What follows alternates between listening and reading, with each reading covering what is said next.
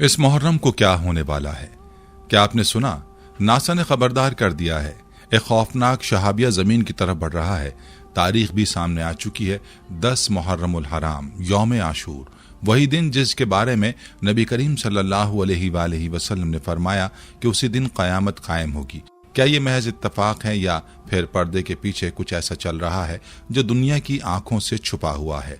Iran और Israel की खतरनाक जंग, मेहदी अलैहिस्सलाम की पेशगोइयां और यहूदियों की शैतानी साजिशें, कहीं ये सब दुनिया के खात्मे का आगाज तो नहीं? इस वीडियो में हम वो सब कुछ जानेंगे जो मीडिया आपसे छुपा रहा है। बिस्मिल्लाहिर्रहमानिर्रहीम, अस्सलामु अलैकुम रहमतुल्लाहि व बरकातुहू। मैं हूं जमील अहमद जामी। नाज़रीन मोहतरम, इन दिनों सोशल मीडिया पर एक तशवीशनाक खबर तेजी से गर्दिश कर रही है कि साइंसदानों ने जमीन के मुमकिना खात्मे से मुताल्लिक एक पेशगोई की है। बताया जा रहा है कि एक बहुत बड़ा शहाबिया, जिसे अपूफिस का नाम दिया गया है, जमीन की तरफ बढ़ रहा है। ये कोई नई बात नहीं कि माजी में भी जमीन पर खला से पत्थरों की बारिश होती रही है और आइंदा भी जमीन और खला से आने वाले इन अजसाम के दरमियान तसादुम का इम्कान मौजूद है। हालिया खबरों के मुताबिक अमेरिका की खलाई तहकीक एजेंसी नासा ने इस बारे में एक सख्त वार्निंग जारी की है, जिसमें कहा गया है कि अपूफिस नामी ये देवकामत शहाबिया जमीन के बहुत करीब से गुजरेगा और अगर इसका जमीन से तसादुम हो गया तो ये एक तबाहकुन धमाके का बाइस बन सकता है। अगरचे ये शहाबिया इतना बड़ा नहीं जितना वो शहाबिया था जिसने 65 मिलियन साल पहले डायनासोर्स को खत्म कर दिया था, मगर इसका साइज इतना जरूर है कि ये न्यूयॉर्क या लॉस एंजलिस जैसे किसी बड़े शहर को मुकम्मल तौर पर तबाह कर सकता है। इसके धमाके की शिद्दत सैकड़ों किलोमीटर के दायरे को मिटा सकती है। मजीद खतरनाक पहलू यह है कि अगर ये शहाबिया समंदर में जा गिरा तो इसके नतीजे में खौफनाक सुनामी पैदा हो सकता है जो दुनिया के तमाम साहिली इलाकों को अपनी लपेट में ले लेगा और बड़े पैमाने पर तबाही का सबब बनेगा। नाज़रीन, जरा तसव्वुर कीजिए, यौम आशूर का दिन हो और अचानक आसमान पर एक देवकामत आग का गोला नमूदार हो जो जमीन की तरफ बढ़ता चला आ रहा हो। क्या वाकई ऐसा होने वाला है? क्या 10 मुहर्रमुल हराम को दुनिया का इख्तिताम होने वाला है? सोशल मीडिया पर वायरल होने वाली खबरों और साइंसी दावों ने लाखों दिलों में हलचल मचा दी है। लोग खौफ में मुब्तला हैं, सवालात उठ रहे हैं और बेयकीनी का आलम है। तो नाजरीन, आज की वीडियो में हम सिर्फ एक शहाबिया की खबर नहीं बल्कि इसके पीछे छुपी उन आलमी साजिशों और रूहानी इशारों का जायजा लेंगे जो तीसरी आलमी जंग के आगाज, ईरान और इसराइल के मुमकिन टक्कर और इमाम मेहदी अलैहिस्सलाम के ज़हूर की पेशगोइयों से जुड़े हैं। क्या बाकी नासा की तरफ से ऐसी कोई वार्निंग जारी की गई है? क्या ये शहाबिया जमीन से टकरा सकता है? और अगर ऐसा हुआ तो क्या ये दुनिया में एक ऐसा तबाहकुन बाब खोल देगा जो ग्रेटर इसराइल के मंसूबे, दज्जाली निजाम के कयाम और मेहदी के लश्कर की तैयारी को हकीकत में बदल देगा? हम ये भी जानेंगे कि ये शहाबिया कौन सा है, कहां से आया है, इसकी रफ्तार क्या है और इसके टकराने के मुमकिन असरात कितने भयानक हो सकते हैं। ये सब जानने के लिए वीडियो को आखिर तक जरूर देखिएगा, क्योंकि आगे जो इंकिशाफात आपके सामने आने वाले हैं वो शायद आपके शऊर और ईमान को झंझोड़ कर रख देंगे।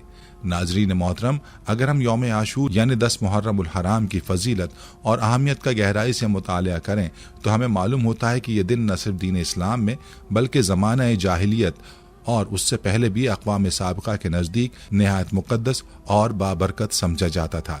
कुरैश मक्का इस दिन का खास एहतमाम करते थे।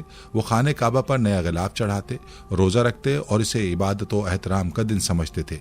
ये उनकी मिल्लत इब्राहिमी से निस्बत और हज़रत इब्राहिम अलैहिस्सलाम की सुन्नत की पैरवी का मजहर था। रसूल अल्लाह सल्लल्लाहु अलैहि वसल्लम भी इन अच्छे अमाल में कुरैश के साथ शरीक होते थे और यौम आशूर का रोज़ा रखते। अगरचे उस वक्त आम मुसलमानों पर इस रोज़े की फर्जियत नहीं थी, लेकिन जब आप सल्लल्लाहु अलैहि वसल्लम मदीना मुनव्वरा तशरीफ़ लाए और वहाँ यहूद को आशूरा का रोज़ा रखते देखा तो उनसे दरियात फरमाया। उन्होंने बताया ये वो मुबारक दिन है जब अल्लाह ताला ने हज़रत मूसा अलैहिस्सलाम और उनकी कौम बनी इसराइल को फ़िरौन के जुल्म व जबर से निजात दी थी। इस पर रसूलुल्लाह सल्लल्लाहु अलैहि वसल्लम ने फरमाया, हम मूसा के ज्यादा करीब हैं, और उस दिन के रोजे का बतौर खास एहतमाम फरमाया और सहाबा किराम को भी इसकी तरगीब दी। यौम आशूर को तारीख़ इंसानी के कई अजीम, हैरत अंगेज और इबरतनाक वाक़यात से मंसूब किया गया है। मुख्तलिफ रवायात, आसार और मुस्तनद तारीख़ी कुतुब इस बात की शहादत देती हैं कि दुनिया के अहम तरीन वाक़यात इसी रोज़ वुकू पजीर हुए। यही वो दिन था जब हज़रत आदम अलैहिस्सलाम की तख्लीक हुई, कलम बनाया गया, आसमान और ज़मीन का आगाज़ हुआ। इसी दिन हज़रत आदम अलैहिस्सलाम की तौबा कबूल हुई।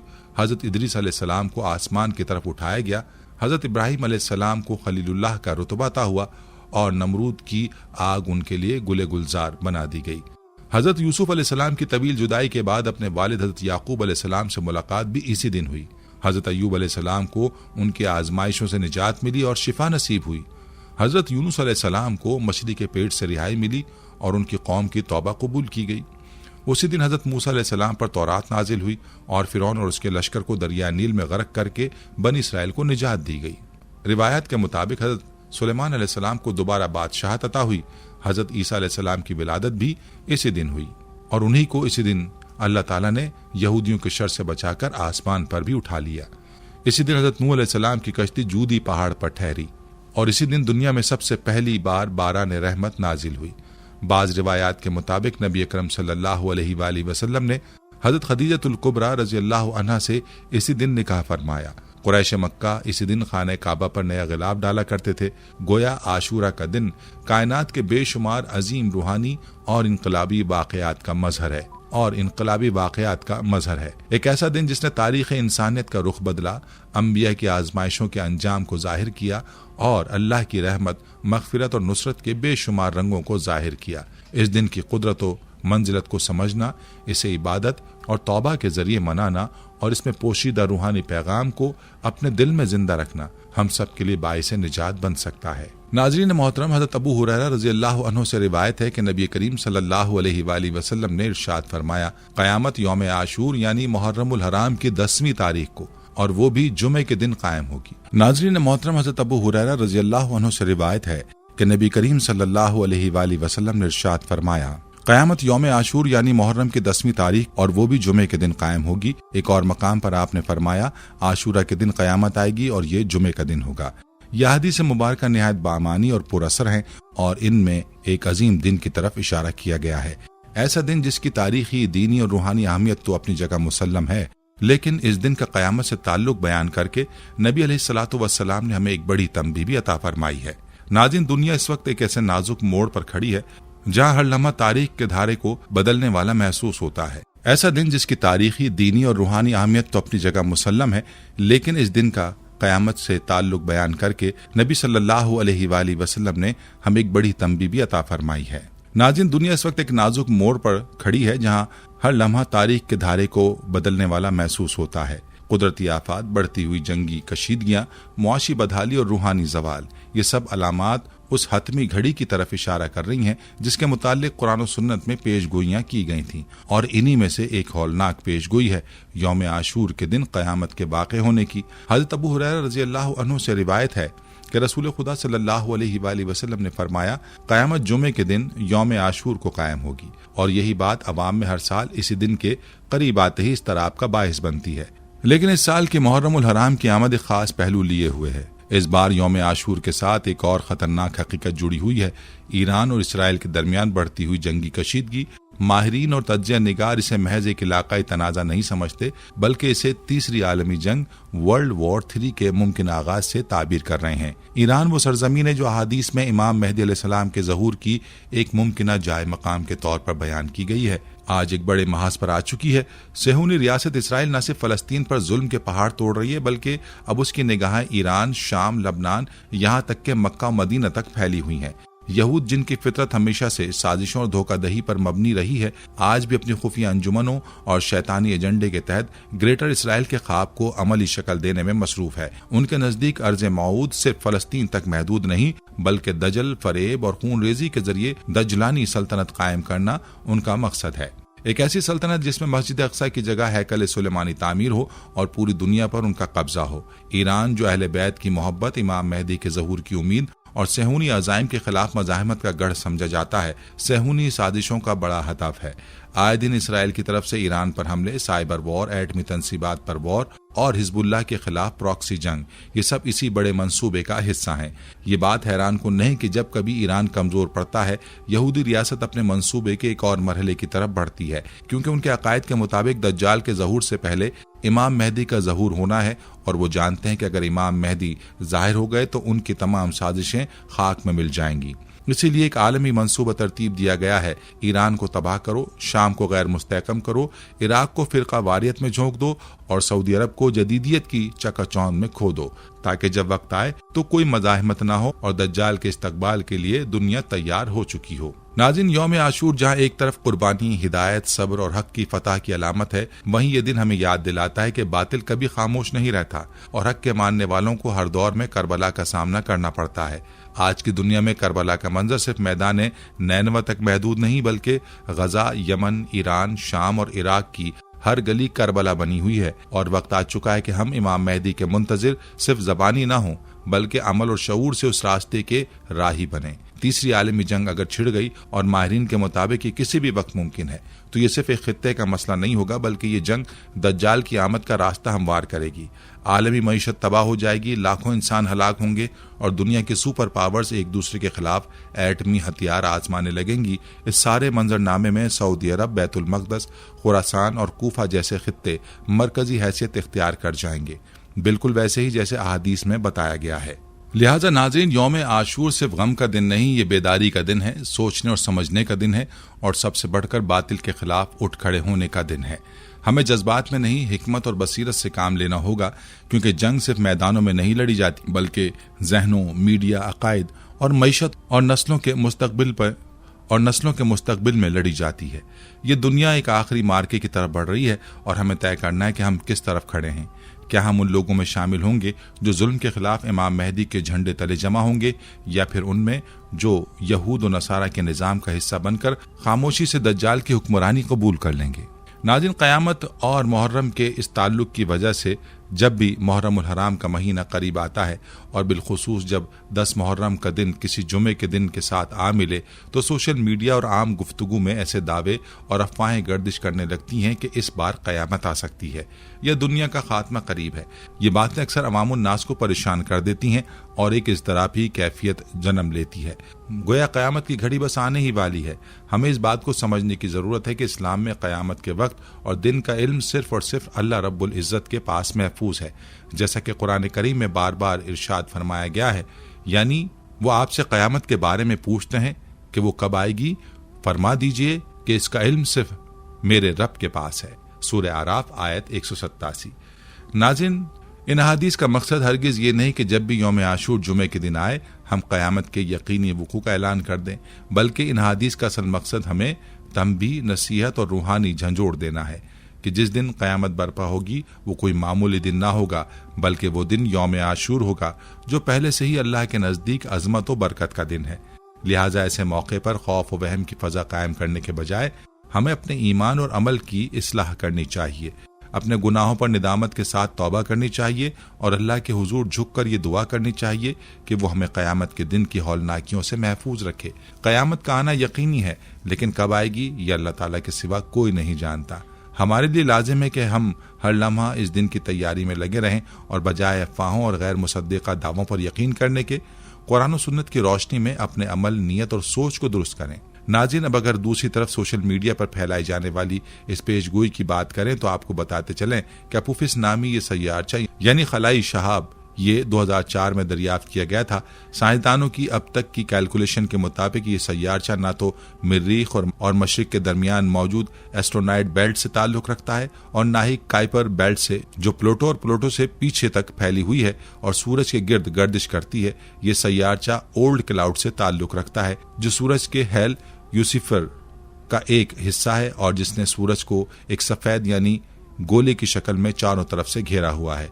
ओल्ड क्लाउड सूरज से कम 150 बिलियन किलोमीटर से ज्यादा दूर है और ये इतना ज्यादा फासला है कि 1977 में लॉन्च करदा वायेजर 1 और वायेजर 2 नाम के 2 मिशंस अब तक ओल्ड क्लाउड की सरहद को पार नहीं कर पाए।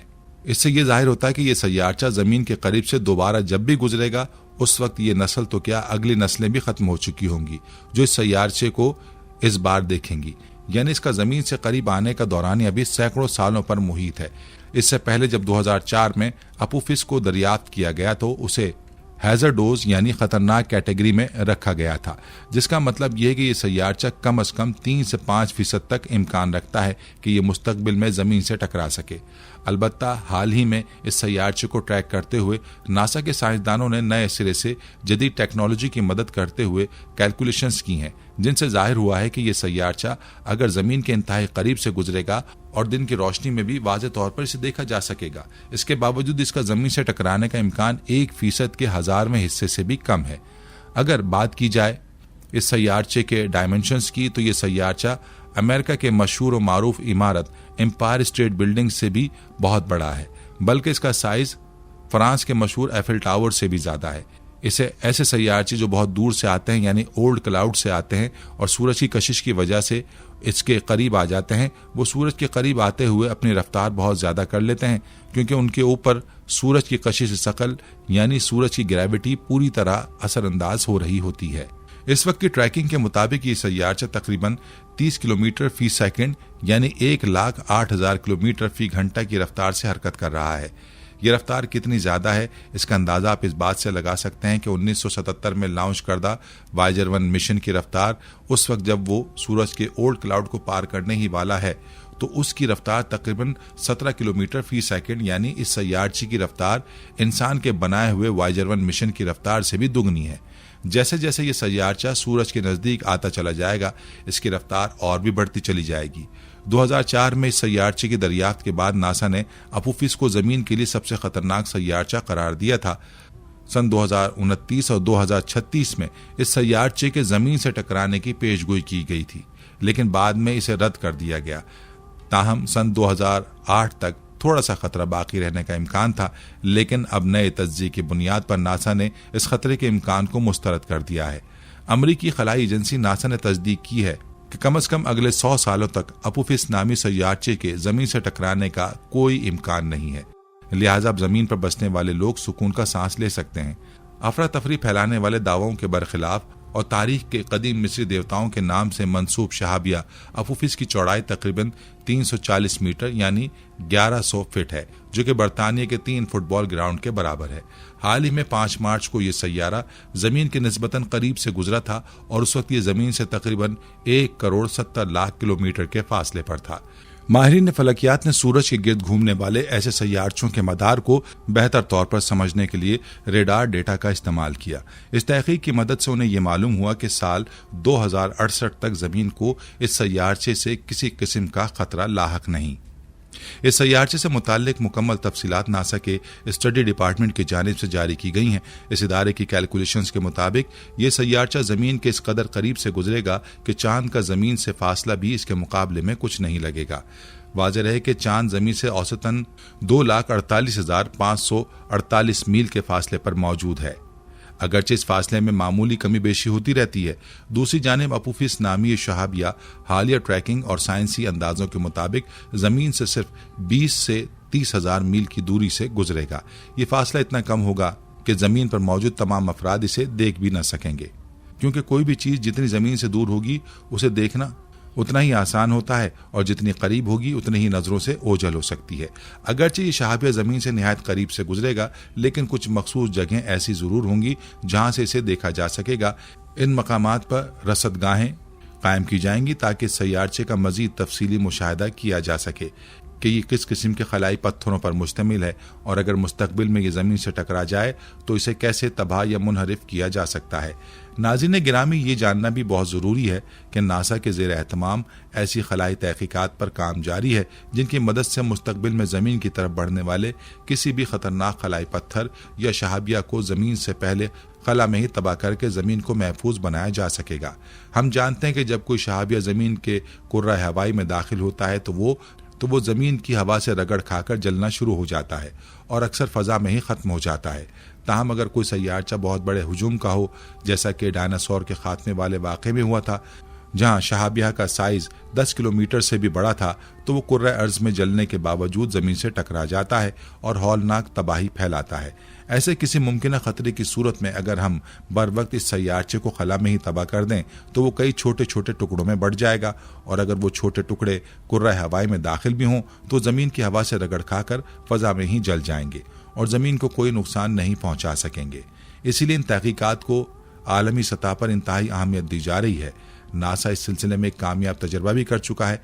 उन्होंने मरीख के गिर्द गर्दिश करने वाले एक छोटे सैयारचे पर एक छोटा खलाई जहाज इंतहाई महारत से उतारा और उसकी सतह पर ड्रिलिंग की गई। अगर ये तजुर्बात कामयाब रहे तो मुस्तकबिल में ज़मीन के लिए ख़तरा बनने वाले शहाबियों से बचाव मुमकिन हो सकेगा। ये भी मुमकिन है कि आने वाले वक्त में ऐसे शहाबियों को तबाह करने के बजाय किसी तरीके से ज़मीन की तरफ बाहिफाजत खींच लिया जाएगा। क्यों? इसकी वजह यह है कि खलाम ज़मीन के आसपास बेशुमार सैयारचे गर्दिश कर रहे हैं जिनमें इंतहाई कीमती धातें मौजूद हैं। इसमें से कुछ में लाखों करोड़ों टन सोना, तांबा और दीगर नायाब मादनियात पाई जाती हैं। अब तक जो मनसूबाबंदी की गई है उसके मुताबिक जमीन से एक खलाई जहाज लॉन्च किया जाएगा जो जमीन से टकराने वाले सैयारचे पर उतरेगा, फिर उसकी सतह पर ड्रिलिंग करके एक ताकतवर बम नस्ब किया जाएगा जो बाद में फटकर सैयारचे को छोटे छोटे टुकड़ों में तकसीम कर देगा ताकि जमीन पर जिंदगी महफूज रह सके। नाज़रीन, ये थी वो मुकम्मल मालूमात जो सोशल मीडिया पर इस सैयारचे के ज़मीन से टकराने और ज़मीन की तबाही से मुतालिक फैलाई जा रही हैं। अब सवाल ये पैदा होता है कि ये खबरें आखिर क्यों फैलाई जा रही हैं? मुमकिन है कि इसका मकसद मुसलमानों की तवज्जो हटाना हो और उन्हें उनके असल दीनी और रूहानी मकासद से दूर ले जाना हो। हम सब जानते हैं कि यौम आशूर इंतहाई फजीलत और अहमियत का हामिल दिन है। इस दिन का रोज़ा और इबादत बेशुमार सवाब का जरिया है। लिहाजा हमें चाहिए कि हम इन गलत अफवाहों, अफरात व तफरीद पर मबनी खबरों के बजाय अपनी तवज्जो अल्लाह की इबादत, दुआ और इस्लाह नफ्स की तरफ मरकूज रखें और आशूरा के हकीकी रूहानी पैगाम को अपनाएं। फ़र्ज़ करें अगर यौम आशूर जुमे के दिन आए तो ऐसे कई जुमे गुजर चुके हैं जिनमें आशूर का दिन भी शामिल है, लेकिन क़यामत की वो बड़ी बड़ी निशानियां अब तक पूरी नहीं हुई जिनका जिक्र अहादीस मुबारका में तफसील से आया है। लिहाजा हमें ये समझना चाहिए कि क़यामत का वक्त ज़रूर आएगा और इस पर ईमान रखना हर मुसलमान के लिए लाजमी है। नाज़रीन गिरामी, हम यहाँ आपको क़यामत की उन निशानियों के मुतालिक भी आगाह करते चलें जिनका जिक्र प्यारे रसूल सल्लल्लाहु अलैहि वसल्लम ने फरमाया, ताकि आपको अंदाज़ा हो सके कि क़यामत अब भी कुछ फासले पर है, अगरचे उसका आना यकीनी है। क़यामत के वक्त हकीकी इल्म सिर्फ अल्लाह ताला के पास है, लेकिन आप सल्लल्लाहु अलैहि वसल्लम ने क़यामत से कबल जो अलामात ज़ाहिर होने वाली बताई हैं उनकी मिसाल ऐसी है जैसे तस्बीह के दाने। जब तस्बीह का धागा टूट जाए तो दाने एक एक करके तेजी से बिखरने लगते हैं। बिल्कुल इसी तरह जब क़यामत की बड़ी निशानियां शुरू होंगी तो वो भी एक के बाद एक बर्क रफ्तारी से जाहिर होंगी। क़यामत की निशानियों को दो हिस्सों में तकसीम किया गया है।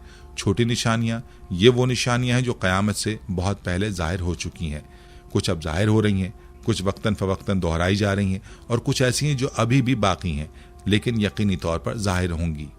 जैसे कि आप सल्लल्लाहु अलैहि वसल्लम ने फरमाया, इन सुगरा अलामात में सबसे पहले निशानी खुद आप अलैहिस्सलातु वस्सलाम की दुनिया में तशरीफ़ आवरी है और उसके बाद आप सल्लल्लाहु अलैहि वसल्लम का विसाल मुबारक।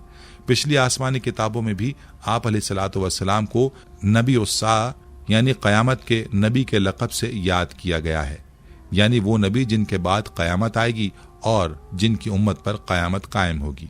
ये निशानियां क़यामत के बिल्कुल करीब ज़ाहिर होंगी और इनके ज़ाहिर होने के बाद क़यामत के कायम होने में ज़्यादा वक्त नहीं बचेगा। उन बड़ी निशानियों में दज्जाल, हज़रत ईसा अलैहिस्सलाम का नुज़ूल, याजूज माजूज का खुरूज, सूरज का मगरिब से तुलू होना और एक ज़ोरदार धुआं, दखान जैसे वाक़यात शामिल हैं। क़यामत की छोटी निशानियों में वो तमाम वाक़यात शामिल हैं जो नबी करीम सल्लल्लाहु अलैहि वसल्लम की बैसत से लेकर अब तन वक्तन फ़वक्तन रूनुमा हो चुके हैं या हो रहे हैं, और कुछ ऐसी हैं जो मुस्तकबिल करीब में ज़ाहिर होंगी। उन निशानियों में शामिल है आप अलैहिस्सलातु वस्सलाम की दुनिया में तशरीफ़ आवरी, आप अलैहिस्सलातु वस्सलाम का विसाल, बैतुल मक़दस की फ़तह, फ़लस्तीन के शहर अम्बास में ताउन की वबा का फैलना, बच्चों के वालिदैन से नाफरमानी, बेटियों का माँ की बात ना मानना, दोस्त को अपना समझना और बाप को अजनबी करार देना। इल्म उठा लिया जाएगा और जहालत आम हो जाएगी। लोग दीन का इल्म दुनिया के मफादात के लिए हासिल करेंगे, नाअहल लोग मनसब और हुकूमतों पर काबिज हो जाएंगे। जिम्मेदारियां ऐसे लोगों के सुपुर्द होंगी जो उनके अहल नहीं होंगे। जालिमों और बदकारों की इज्जत सिर्फ इसलिए की जाएगी कि वो नुकसान ना पहुंचाए। शराब आम हो जाएगी, जिनाकारी और बेहयाई को फ़रोग़ मिलेगा। रक्कासाओं और गुलकारों का खुलेआम रक़्स व सुरूर होगा। मौसीकी के आलात आम हो जाएंगे। उम्मत के बुजुर्गों की तौहीन की जाएगी। झूठ को आम और कमाल समझा जाएगा। उमरा हुक्मरान मुल्की ख़जाने को ज़ाती जायदाद समझेंगे। अमानतों में ख़यानत आम हो जाएगी। लोग दूसरों की अमानतों को ज़ाती मिल्कियत समझने लगेंगे।